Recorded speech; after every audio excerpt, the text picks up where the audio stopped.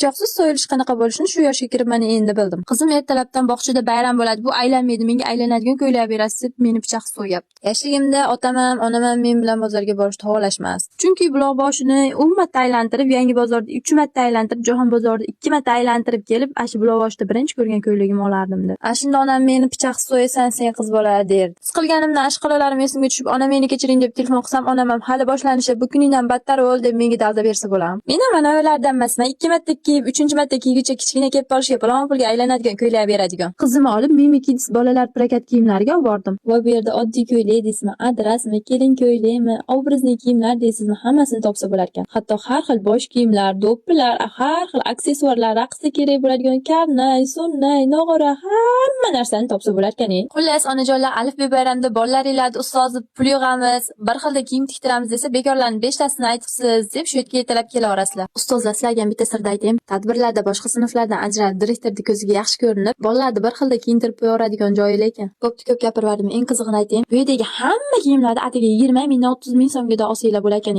Mashinaga maktabda bitirayotganda onam sondiqda armisoda qolganlar tan olib belimga baylab qo'shiq qo'shig'iga o'ynaganlarim esimga tushib ketdi-da. Aytgancha hamma kiygan kiyimni qizingizga kiydirdingizmi degan qalbi kristalniy toza bo'lgan o'zim o'rtalarim. Ijolat bo'lmanglar, har bitta kiyim kiyilgandan keyin chiska qilinadi. Ana endi manzilga keladigan bo'lsak, Xo'jaobod tumani Yuksalish mahallasida Mo'ljal Abdusattarov o'zisining ro'parasida. Shunaqa qilib kelaverasizlar Ashadan mashaqqa qarab.